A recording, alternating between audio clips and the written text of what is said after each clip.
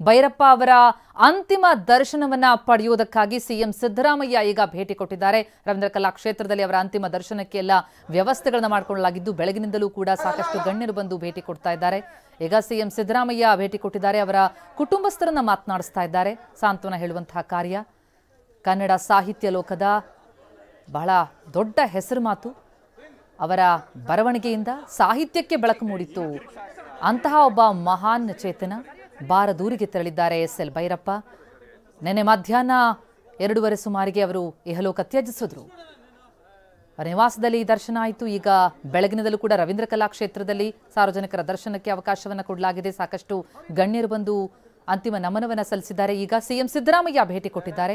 ಕುಟುಂಬಸ್ಥರೊಂದಿಗೆ ಮಾತನಾಡ್ತಾ ಇದ್ದಾರೆ. ಅವರ ಹಿರಿಯ ಪುತ್ರ ಬಂದ ಕೂಡಲೇ ಅಂತ್ಯ ಸಂಸ್ಕಾರವನ್ನು ನಾಳೆ ನೆರವೇರಿಸುವುದಕ್ಕೆ ಎಲ್ಲ ವ್ಯವಸ್ಥೆಯಾಗಿದೆ. ಮಧ್ಯಾಹ್ನದವರೆಗೂ ಕೂಡ ಕಲಾಕ್ಷೇತ್ರದಲ್ಲೇ ಅಂತಿಮ ದರ್ಶನಕ್ಕೆ ವ್ಯವಸ್ಥೆಯಾಗಿದೆ. ಸಿಎಂ ಭೇಟಿ ಕೊಟ್ಟಿದ್ದಾರೆ. ಧೀಮಂತ ಸಾಹಿತಿಯ ಅಂತಿಮ ದರ್ಶನವನ್ನು ಪಡೆಯಲಿದ್ದಾರೆ. 4 ದಶಕಗಳಲ್ಲಿ ಅವರು ಬರೆದಂತಹ ಒಂದೊಂದು ಕೃತಿ ಬಹಳ ಅತ್ಯುನ್ನತ ಸ್ಥಾನವನ್ನು ಪಡ್ಕೊಂಡಿದೆ. ಬಹಳ ದೊಡ್ಡ ಫ್ಯಾನ್ ಫಾಲೋವಿಂಗ್ ಇದ್ದಂತಹ ಬರಹಗಾರ, ಸಾಹಿತಿ,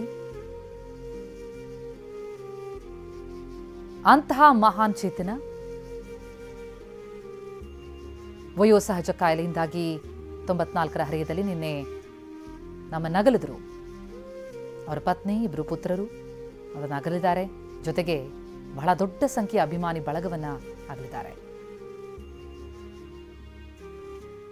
ಭೈರಪ್ಪ ಅವರ ಅಂತಿಮ ದರ್ಶನವನ್ನ ಸಿಎಂ ಸಿದ್ದರಾಮಯ್ಯ ಪಡೆದಿದ್ದಾರೆ.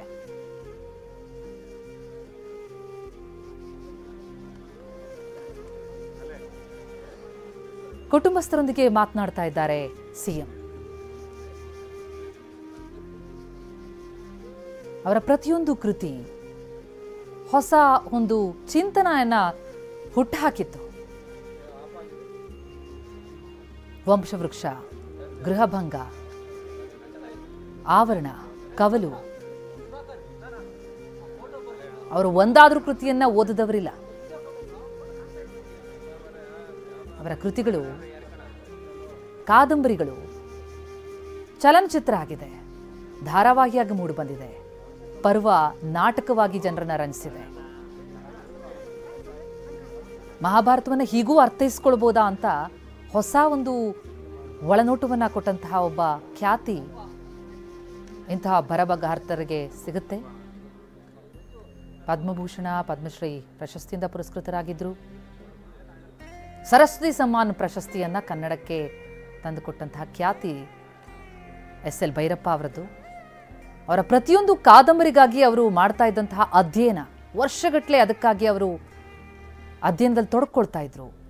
ಆನಂತರ ಬರ್ತಾ ಇದ್ದಂತಹ ಕೃತಿ, ಆ ಕಾದಂಬರಿ ಎಲ್ಲರ ಮನಸೂರೆಗೊಳ್ತಿತ್ತು, ಜೀವನದ ಪಾಠ ಕಲಿಸಿತ್ತು. ಕೊನೆ ದಿನಗಳಲ್ಲಿ ಅವರು ಪತ್ರಕರ್ತ ವಿಶ್ವೇಶ್ವರ ಭಟ್ ಅವರ ನಿವಾಸದಲ್ಲಿ ತಂಗಿದ್ರು. ಅಲ್ಲೇ ಅವರು ವಾಸವಾಗಿದ್ರು. ಆನಂತರ 2 ತಿಂಗಳ ಹಿಂದಷ್ಟೇ ಅವರು ಆಸ್ಪತ್ರೆಗೆ ದಾಖಲಾಗಿ ಆಯುರ್ವೇದ ಚಿಕಿತ್ಸೆ ಪಡೆದು ಗುಣಮುಖರಾಗಿ ಖುಷಿಯಾಗಿ ಮನೆಗೆ ವಾಪಸ್ಸಾಗಿದ್ರು. ಆದರೆ 3 ದಿನಗಳ ಹಿಂದೆ ಮತ್ತೆ ಅವರ ಆರೋಗ್ಯದಲ್ಲಿ ಏರುಪೇರಾಗುತ್ತೆ. ರಾಷ್ಟ್ರೋತ್ಥಾನ ಆಸ್ಪತ್ರೆಗೆ ದಾಖಲಿಸಲಾಗಿತ್ತು. ಆದರೆ ನಿನ್ನೆ ಮಧ್ಯಾಹ್ನ ಚಿಕಿತ್ಸೆ ಫಲಕಾರಿಯಾಗದೆ ಅವರು ನಮ್ಮನ್ನಗಲಿದ್ದಾರೆ.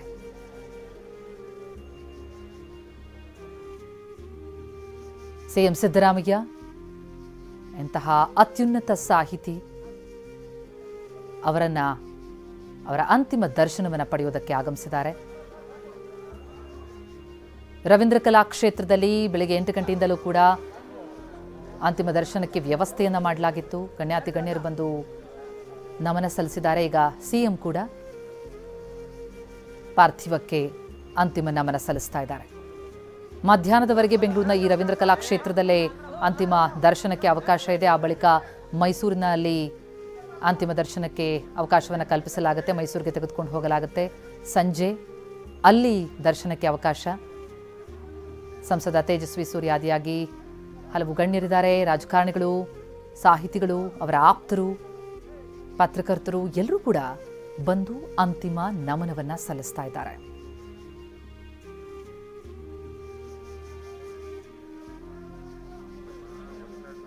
ಪ್ರತಿಯೊಬ್ಬರು ಹೇಳ್ತಾ ಇದ್ದದ್ದು ಅದನ್ನೇ. ಇಂತಹ ಒಬ್ಬ ಸಾಹಿತಿ ಮತ್ತೆ ಕನ್ನಡ ನಾಡಿಗೆ ದಕ್ಕುತ್ತಾ ಅಂತ. ಕನ್ನಡದಲ್ಲೇ ಹುಟ್ಟಿ ಕನ್ನಡದಲ್ಲೇ ಕಾದಂಬರಿಯನ್ನು ಬರೆದು ನಿಜವಾದ ಭಾರತೀಯ ಕಾದಂಬರಿಕಾರರಾದರು ಅಂತ ವರ್ಣಿಸಿದ್ರು ಕೇಂದ್ರ ಸಚಿವ ಕುಮಾರಸ್ವಾಮಿ. ಬಹಳ ದೊಡ್ಡ fan base S L Bhyrappa ಅವರಿಗೆ. ಅವರ ಕಾದಂಬರಿ ಬರ್ತಾ ಇದೆ ಅಂತಂದ್ರೆ ಅದು ಎಷ್ಟು ಮುದ್ರಣ ಕಂಡಿದೆ ಅಂತ ಅದೇ ಒಂದು ದಾಖಲೆ. 70ಕ್ಕೂ ಅಧಿಕ ಬಾರಿ ಅವರ ಕಾದಂಬರಿ ಆವರಣ ಮುದ್ರಣ ಕಂಡಿದೆ. ಪರ್ವ ದಾಖಲೆಯನ್ನು ಬರೆದಿದೆ. ಅಂತರಿಕ್ಷಯಾನದ ಬಗ್ಗೆ ಕೂಡ ಒಂದು ಕಾದಂಬರಿಯನ್ನು ರಚಿಸಬಹುದು ಅನ್ನೋದನ್ನು ತೋರಿಸ್ಕೊಟ್ಟಂಥದ್ದು ಅವರ ಯಾನ. ಒಂದೊಂದು ಕಾದಂಬರಿ ಒಂದೊಂದು ಮಜಲು. ಬಡತನದಲ್ಲಿ ಹುಟ್ಟಿ ಶಿಕ್ಷಣವನ್ನು ಪಡೆದು ಹಲವರಿಗೆ ಶಿಕ್ಷಣ ಧಾರೆ ಇರದಂತಹ ಉಪನ್ಯಾಸಕರಾಗಿ ವಿವಿಧ ವೃತ್ತಿಯಲ್ಲಿ ಕೆಲಸ ಮಾಡಿ ನಂತರ ಅವರು ಮಾಡಿದ ಸಾಹಿತ್ಯ ಕೃಷಿ ಸಾಹಿತ್ಯಾಸಕ್ತರಿಗಷ್ಟೇ ಅಲ್ಲ, ಪ್ರತಿಯೊಬ್ಬರಿಗೂ ಕೂಡ ದಾರಿದೀಪ.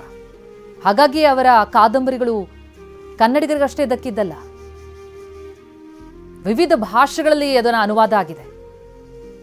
ಮರಾಠಿ, ತೆಲುಗು, ಉರ್ದು, ಹಿಂದಿ, ತಮಿಳು, ಇಂಗ್ಲಿಷ್ ಹೀಗೆ ದೇಶದಾಚೆಗೂ ಕೂಡ ತಲುಪಿದೆ. ಮಹಾನ್ ಸಾಹಿತಿಯನ್ನ ಕಳಕೊಂಡು ಬಡವಾಗಿರುವಂತಹ ಕನ್ನಡ ಸಾರಸ್ವತ ಲೋಕ ಕಂಬನಿ ಮಿಡಿತಾ ಇದೆ. ಜೊತೆಗೆ ಅವರನ್ನು ಸ್ಮರಿಸ್ತಾ ಇದೆ. ತುಂಬು ಜೀವನ ಅವರದ್ದು. 94ರ ಹರೆಯದಲ್ಲಿ ಅವರು ನಮ್ಮನ್ನು ಅಗಲಿದ್ದು. ಕೊನೆಯ ಕ್ಷಣದವರೆಗೂ ಕೂಡ ಹೊಸ ಆಲೋಚನೆಗಳನ್ನು ಬೆತ್ತೋದ್ರಲ್ಲಿ ಒಂದು ದೃಢ ನಿಲುವನ್ನ ತಾಳೋದು ಹೇಗೆ ಅನ್ನೋದನ್ನು ತೋರಿಸ್ಕೊಟ್ಟಂತಹ ಸಾಹಿತಿ. ಎಷ್ಟೇ ಟೀಕೆ ಟಿಪ್ಪಣಿಗಳು ಬರಲಿ ಯಾವುದಕ್ಕೂ ಧೃತಿಗಡಲಿಲ್ಲ. ತಮ್ಮ ನಿಲುವನ್ನು ದೃಢವಾಗಿರಿಸಿಕೊಂಡು ಅದನ್ನು ಸಾಹಿತ್ಯದ ಮೂಲಕ ತಮ್ಮ ಮಾತಿನ ಮೂಲಕ ಜನರಿಗೆ ತಲುಪಿಸ್ತಾ ಇದ್ರು.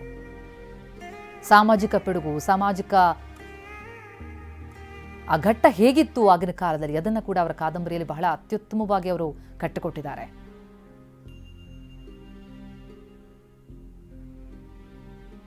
ಸದ್ಯ ಲಂಡನ್ನಿಂದ ಅವರ ಹಿರಿಯ ಪುತ್ರ ಆಗಮಿಸ್ತಾ ಇದ್ದಾರೆ ರವಿಶಂಕರ್. ಅವರ ಆಗಮನದ ಬಳಿಕ ಅವರ ಅಂತ್ಯ ಸಂಸ್ಕಾರವನ್ನು ನೆರವೇರಿಸುವುದಕ್ಕೆ ನಾಳೆ ಎಲ್ಲ ಸಿದ್ಧತೆಗಳಾಗಿದೆ. ಸಾಹಿತ್ಯದಲ್ಲಿ ಕೃಷಿ ಮಾಡಿದ್ದಷ್ಟೇ ಅಲ್ಲ, ತಮ್ಮ ಊರಿಗೆ ನೀರಿನ ಬರ ನೀಗಿಸೋದಕ್ಕೂ ಕೂಡ ತಮ್ಮ ಇಳಿ ವಯಸ್ಸಿನಲ್ಲಿ ಹೋರಾಡಿದಂತಹ ಜೀವ.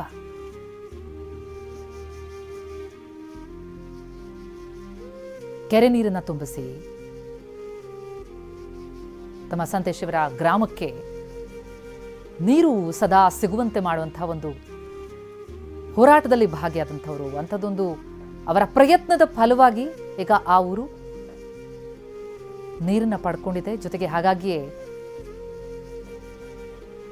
ಭಗೀರಥ ಸ್ವರೂಪಿ ಅಂತ ಅವರನ್ನ ಹೆಸರಿಸಿ ಸನ್ಮಾನಿಸಿತ್ತು ಊರು. ತಮ್ಮ ಊರಿಗೆ ತಮ್ಮ ತಾಯಿಯ ಹೆಸರಲ್ಲಿ ಒಂದು ಗ್ರಂಥಾಲಯ ಕೂಡ ನಿರ್ಮಿಸಿದ್ದಾರೆ. ಎಸ್ ಎಲ್ ಭೈರಪ್ಪ ಅವರ ಅಂತ್ಯ ಸಂಸ್ಕಾರ ಶುಕ್ರವಾರ ನಾಳೆ ನೆರವೇರಲಿದೆ. 1972ರಲ್ಲಿ ಅವರ ವಂಶವೃಕ್ಷ ಕಾದಂಬರಿ ಆಧಾರಿತ ಸಿನಿಮಾ ಬರುತ್ತೆ. 77ರಲ್ಲಿ ತಬ್ಬಲಿಯು ನೀನಾದೆ ಮಗನೇ ಅವರ ಕೃತಿ ಕೂಡ ಸಿನಿಮಾ ಆಯಿತು. 2001ರಲ್ಲಿ ಮತದಾನ ಕಾದಂಬರಿ ಆಧಾರಿತ ಸಿನಿಮಾ ತೆರೆಗೆ ಬಂತು ಟಿ.ಎನ್. ಸೀತಾರಾಮ್ ಅವರ ನಿರ್ದೇಶನದಲ್ಲಿ. ಇನ್ನು 2006ರಲ್ಲಿ ನಾಯಿ ನೆರಳು ಕಾದಂಬರಿ ಕೂಡ ಚಿತ್ರ ಆಗಿತ್ತು. ಗೃಹಭಂಗ ಧಾರಾವಾಹಿಯಾಗಿ ಪ್ರಸಾರ ಆಯಿತು. ಇನ್ನು ಪರ್ವ ಅದು ನಾಟಕವಾಗಿ ಈಗಿನ ಕಾಲಘಟ್ಟದ ಜನರನ್ನು ಕೂಡ ತಲುಪಿತು. 1966ರಲ್ಲಿ ಅವರಿಗೆ ಕನ್ನಡ ಸಾಹಿತ್ಯ ಅಕಾಡೆಮಿ ಪ್ರಶಸ್ತಿಯನ್ನು ನೀಡಿ ಗೌರವಿಸಲಾಯಿತು. ವಂಶವೃಕ್ಷ ಕಾದಂಬರಿಗೆ ಅವರಿಗೆ ಕನ್ನಡ ಸಾಹಿತ್ಯ ಅಕಾಡೆಮಿ ಪ್ರಶಸ್ತಿ ಬಂದದ್ದು. 1975ರಲ್ಲಿ ಅವರಿಗೆ ಕೇಂದ್ರ ಸಾಹಿತ್ಯ ಅಕಾಡೆಮಿ ಪ್ರಶಸ್ತಿ ಲಭಿಸಿತು. ದಾಟು ಕಾದಂಬರಿಗೆ, ದಾಟು ಹಿಂದಿಯಲ್ಲಿ ಧಾರಾವಾಹಿಯಾಗಿ ಕೂಡ ಹೊರಬಂದಿತ್ತು. ಅವರಿಗೆ ಸಂದ ಪ್ರಶಸ್ತಿಗಳ ಬಹಳ ದೊಡ್ಡ ಲಿಸ್ಟೇ ಇದೆ. ಆದರೆ ಜ್ಞಾನಪೀಠ ಕೂಡ ಬರಬೇಕಿತ್ತು ಅಂತ ಬಹಳಷ್ಟು ಜನ ನೊಂದುಕೊಂಡಿದ್ರು. ಆದರೆ ಸರಸ್ವತಿ ಸಮ್ಮಾನ ಪ್ರಶಸ್ತಿ ಮೊದಲ ಬಾರಿಗೆ ಕನ್ನಡಕ್ಕೆ ಲಭಿಸಿದ್ದೇ ಅವರ ಕೃತಿಗೆ. ಅದು ಕೊಂಚ ಅಸಮಾಧಾನವನ್ನು ನೀಗಿಸ್ತು. 2010ರಲ್ಲಿ ಅವರಿಗೆ ಸರಸ್ವತಿ ಸಮ್ಮಾನ್ ಪ್ರಶಸ್ತಿ ದೊರಕಿದ್ದು.